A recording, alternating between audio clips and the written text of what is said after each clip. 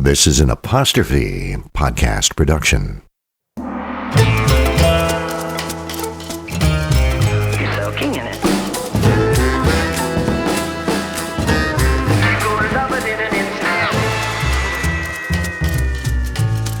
Your teeth look whiter than no.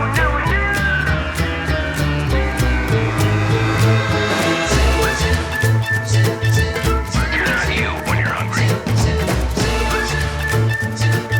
You're in good hands with Austin.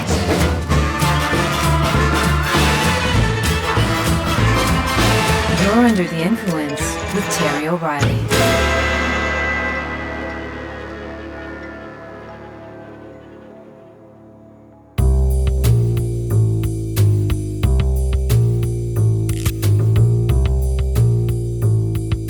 In World War II, the American Army had a very special top-secret division. It was the 23rd Headquarters Special Troops, also known as the Ghost Army. There were 1,100 people in this special unit, but they weren't soldiers. They were artists, sound engineers, and set designers. Their mission? To persuade the German army that there were big platoons of soldiers and equipment in strategic locations where there wasn't any at all. The Ghost Army was a mobile, self-contained deception unit capable of staging multimedia illusions on command. Using ingenuity, they could create the illusion that 30,000 troops and hundreds of tanks and artillery were holding the line, when in fact, the army wasn't there at all. The illusions were so good, they would persuade the Germans not to attack a weak spot, or could draw German troops away from where real American units were preparing an attack. The Ghost Army used three main strategies to fool the Nazis. The first was visual.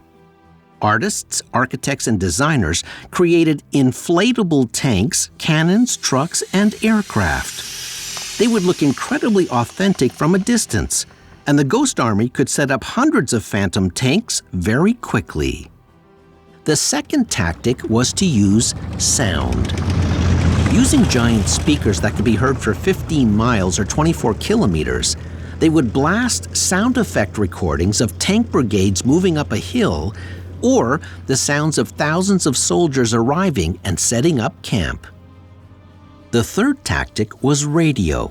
Skilled radio operators would create phony dispatches and bulletins and could perfectly mimic a telegraph operator's style.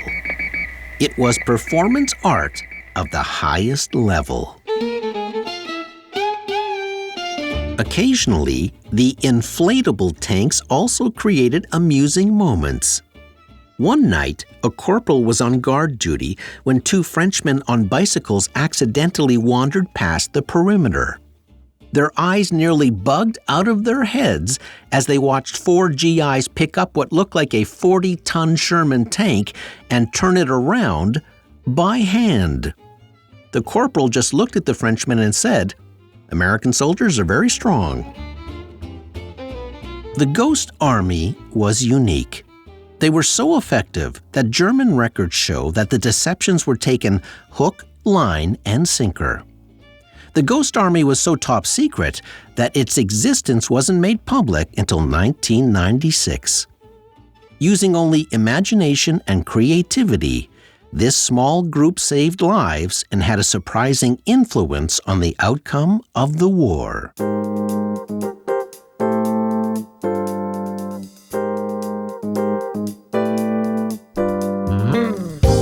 It's always surprising to know what goes on behind the scenes, and the world of marketing has its fair share of battles and surprising behind-the-scenes skirmishes.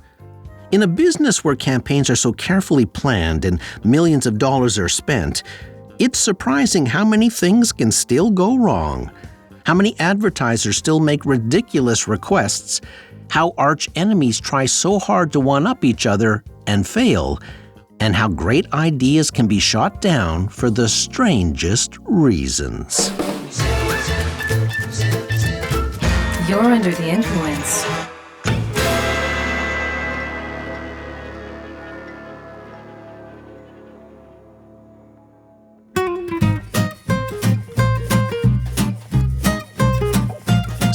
Chase and I used to be creative partners at an advertising agency back in the 80s. Steve was an art director, I was a writer. We did a lot of fun, award-winning work together. Steve eventually went on to become a top commercial director based in Los Angeles. He was once directing a TV commercial for a major brewery in the U.S. It was a fun Thanksgiving Day ad. In the commercial, a farmer is walking through his farm with an axe in his hand. He picks out a turkey. The turkey gulps. The farmer starts sharpening his axe. He's about to do the dirty deed when the turkey suddenly pushes a bottle of beer out from under his wing. The farmer's eyebrows go up. In the next scene, we see the farmer putting pizza down on the Thanksgiving Day dinner table instead of turkey. And we see the turkey looking through the window with a relieved look on his face. In other words, the turkey traded a beer for his life. The man overseeing all the advertising was the son of the very wealthy family who owned the huge brewing company. He flies to work in a helicopter, kind of wealthy. He was in his early 20s at the time, and his father had given him a big beer brand to manage. When Steve Chase was talking the son through the storyboard for the commercial, explaining how he planned to shoot the ad, his client said he had a problem. He wanted to know why the farmer was putting the pizza on the table. Steve said, "What do you mean?" The beer heir replied, "Shouldn't the butler be putting the pizza on the table?" That's when Steve realized that the very wealthy son of the beer owner didn't know that ordinary people, i.e. farmers, don't have butlers. The rich beer guy just lived in a completely different, rarefied world. So Steve explained it to him. So the farmer will put the food down on his own table. Steve said, yeah.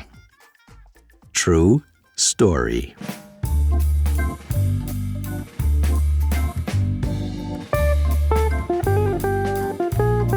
On another beer shoot, Steve Chase was filming a big Super Bowl commercial for Anheuser-Busch. At that time, back around 2003, there was an actors' strike in the U.S. So the decision was made to shoot the commercial in Canada, specifically in Montreal. The day before the shoot, a pre-production meeting was scheduled for 1 p.m. so Steve could explain to the beer clients how he was going to shoot the commercial. It was an important meeting because August Busch IV himself was flying in from the States to attend.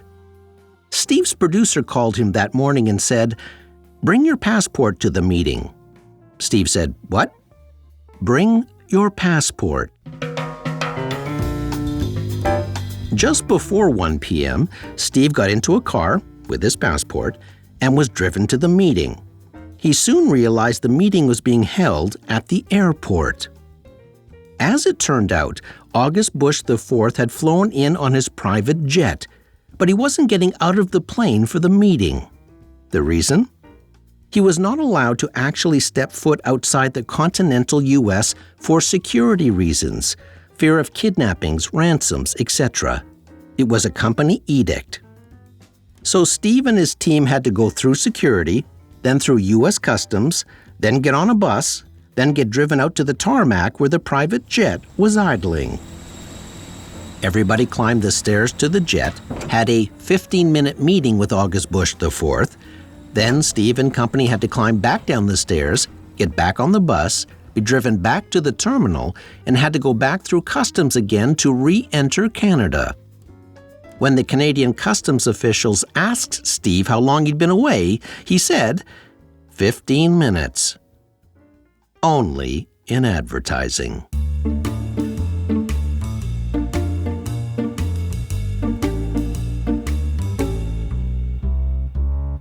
Speaking of beer, back in the 80s, Molson and Labatt were arch enemies.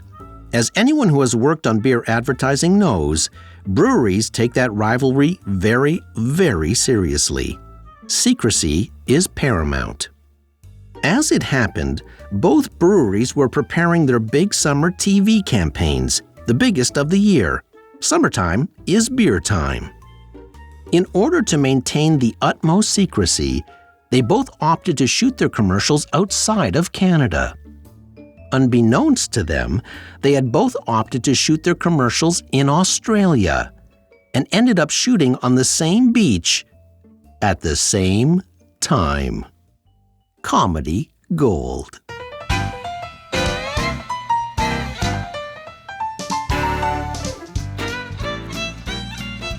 As I've said many times before, there are a million ways to die in the advertising business. Another friend of mine told me a story about working on an ad for a shoe company. The day after the ad ran, the client drove by his store and called the ad writer to complain that the ad didn't work because there was nobody in his store. That's when the ad writer said, "It's 9 a.m.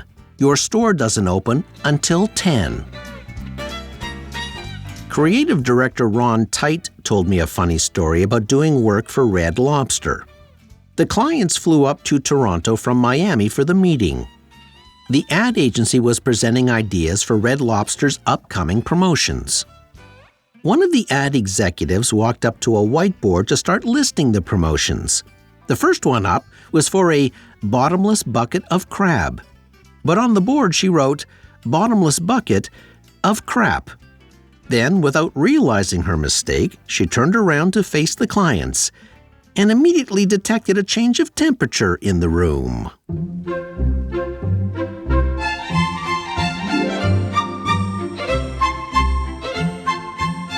David Cavagato is the co-founder of an advertising agency called Grip. His office lobby has a big orange slide front and center, going from the second floor down to the first. It was just a fun element they added when designing the office to underscore the playfulness of their creative agency. One day, the president of a big chocolate company flew in from Switzerland to have a meeting. When he saw the slide, he insisted on taking a run at it. Down he went, like a bullet train. Then fell off and opened a gash on his chin. He said he was fine. Then the ad agency proceeded to present their ideas to a man who was bleeding profusely.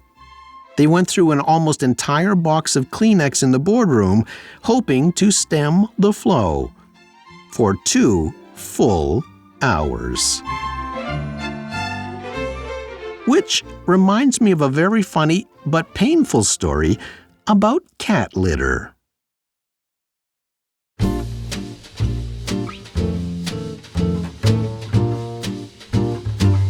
Considering how incredibly expensive TV commercials are to make, usually costing hundreds of thousands of dollars, it's shocking how much can still go wrong. My friend Alan Marr is a top commercial director. He told me a funny story about a Canadian kitty litter commercial. The product was aimed at high-end pet owners who treat their pets like children and insist that only the best is good enough for their little darlings.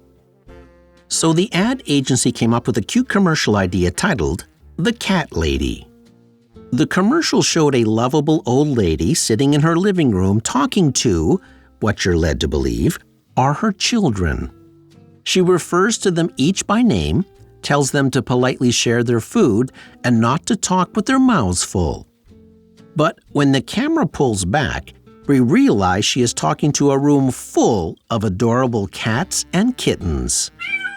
The Canadian clients loved the commercial, but protocol dictated that they had to get approval from the head of marketing at the company's head office in Chicago. This was normally just a formality. If the Canadian office had developed the ad for a Canadian audience, the Chicago head office always gave its blessing. Except for this time. The Chicago head of marketing instantly hated the commercial and said it would only be shown over his dead body. It had nothing to do with the script, or the idea, or the production values, or the cats. His problem was with the lovable little old lady. She looked and sounded exactly like his ex-mother-in-law. And the entire expensive commercial was thrown in the garbage can.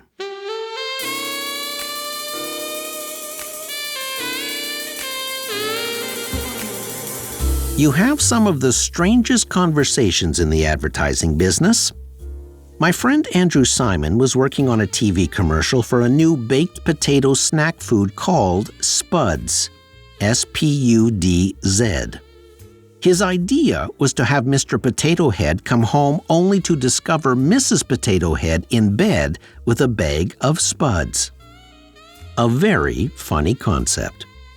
His client loved the idea, but Andrew had to get permission from Hasbro, the company that owned the Mr. Potato Head toy. Andrew called Hasbro and explained the idea. The marketing people there thought it was cute, but had to pass it by upper management. A few days later, Andrew Simon was on the golf course when he got an urgent call from Hasbro. They told him that the Hasbro brass would not allow Mrs. Potato Head to be in bed with another potato product, quote, on moral grounds. Andrew reminded everyone that they were talking about plastic inanimate objects. That's when the call got heated. Hasbro yelled at Andrew. Andrew yelled back. Finally, everyone calmed down, and Andrew got them to agree to a couch instead of a bed. Just as they were about to hang up, a Hasbro executive yelled, "But not a pull-out couch." You can't write this stuff.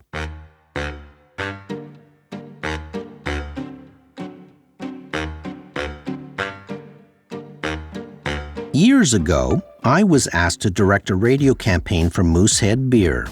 The scripts were funny, and I suggested we cast Robert Goulet to read them.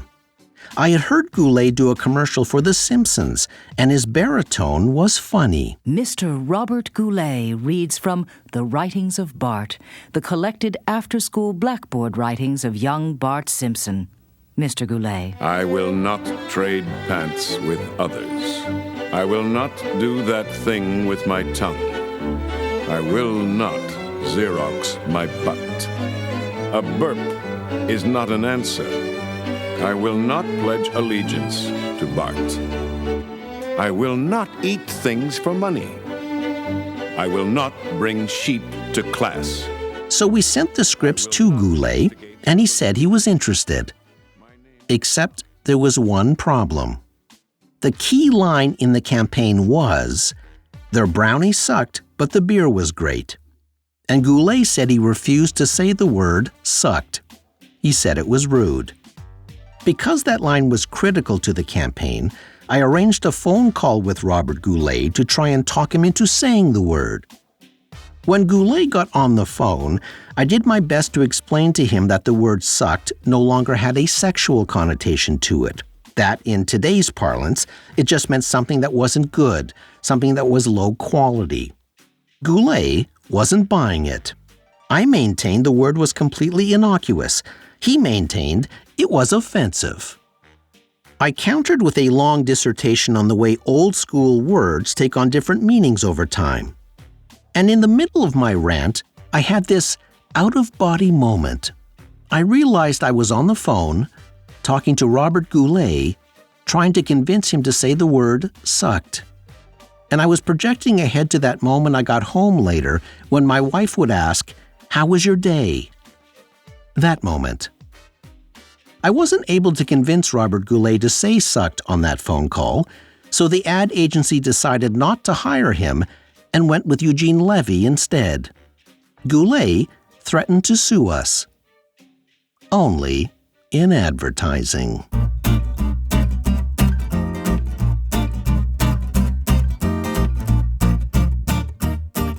Back in 2008, Nancy Vonk was the co-creative director of the Ogilvy and Mather advertising agency.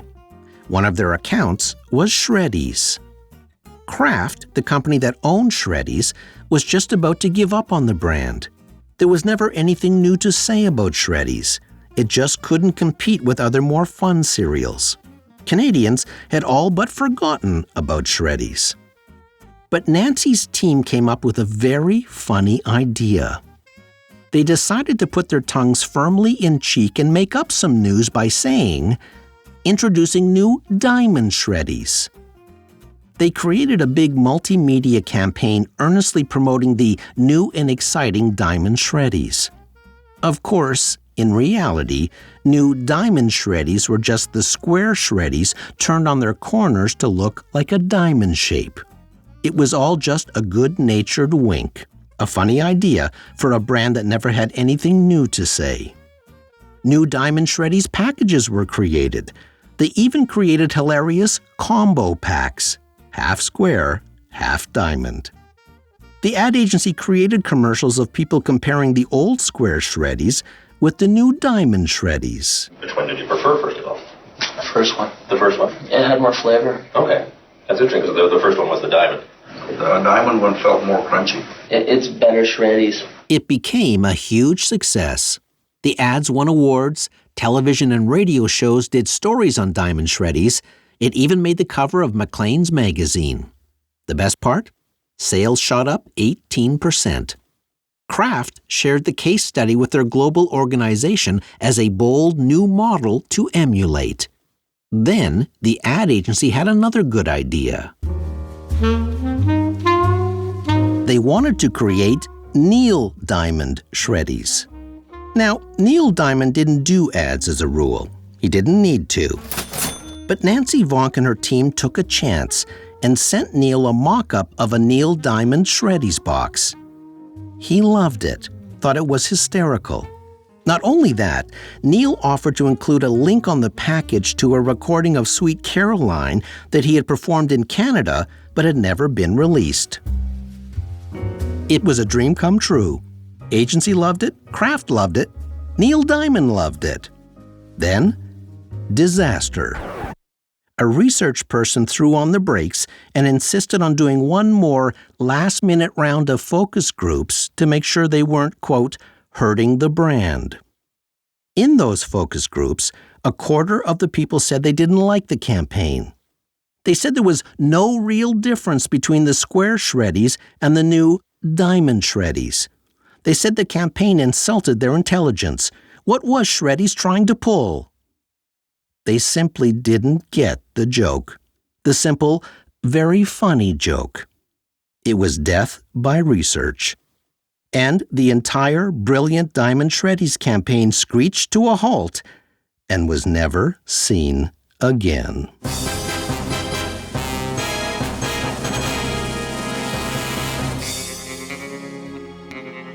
Sometimes in advertising, you get to work on a dream account. For me, I got to produce an ad for the Beatles when their anthology book came out. For my friend David G., it was working on a James Bond project. David was a James Bond nerd. He loved James Bond movies. He loved everything James Bond. At the time, David was the creative director for the Toronto International Film Festival, or TIFF as it's called. The TIFF building in Toronto has a large gallery space dedicated to film-based exhibitions. And TIFF had signed an agreement to host a big touring exhibition celebrating 50 years of James Bond films, on loan from the Barbican, London, England's huge cultural arts centre, the largest in Europe. In other words, this was a big deal. It was such a big deal, David G. was sent over to have a meeting not only with the Barbican people, but with the head of the studio that owns the James Bond franchise. In that meeting, the studio head explicitly told David he could not use any James Bond imagery in the advertising. No images, no film stills, no hats, no cars, no guns, no villains, no shots of any actors who played James Bond, no nothing. That made the advertising a bit of a challenge. How do you advertise a James Bond exhibit if you can't show anything from James Bond? But David is a creative guy, so he went back to Toronto and he and his team managed to come up with a really smart advertising campaign despite the limitation of not being able to use one iota of existing James Bond imagery. Then, David flew back to London to present his ideas to the studio head.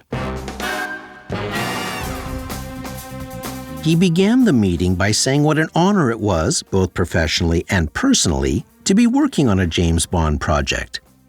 Then he started to show his James Bond free ideas that promoted the James Bond exhibit. As he revealed each successive piece, the studio head's eyebrows rose as quickly as her face and mood sank. To add to the misery, her phone rang every 5 minutes, prompting her to leave the room over and over again. Then she would re-enter the boardroom, sit down, cross her arms, and say, "Go on." This fractured in-and-out meeting went on for over an hour. Finally, David got to the end of his presentation and asked if there were any questions. He was met by a bitter, icy silence. Then the studio head said, "Can you give me one good reason why you didn't use any of our James Bond imagery?" David and the studio head just stared at each other for a moment. Then David blurted out, "That would have certainly made it easier, but you yourself told me I couldn't use any Bond images." They just stared at each other for what seemed like an eternity. Luckily, her phone rang again. She looked down and said, "Sorry, it's Daniel Craig," and left the room. Only in advertising.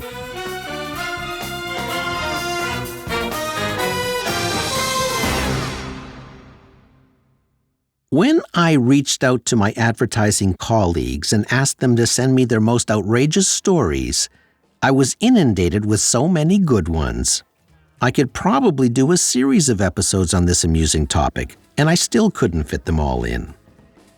The advertising business is a mixture of high pressure, impossible deadlines, and demanding clients.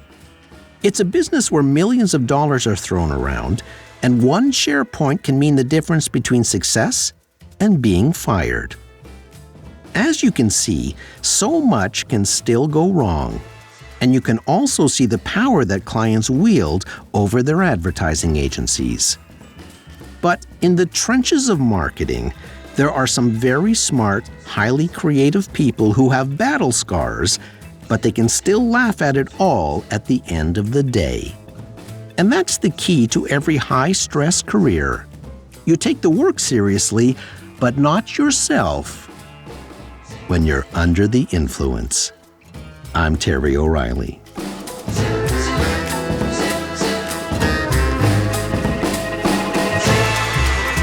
This episode was recorded in the Terrestream Mobile Recording Studio. Producer, Debbie O'Reilly. Sound engineer, Jeff Devine. Theme music by Ari Posner and Ian Lefevre.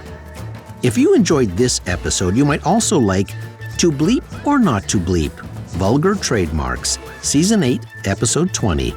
You'll find it in our archives wherever you listen to podcasts.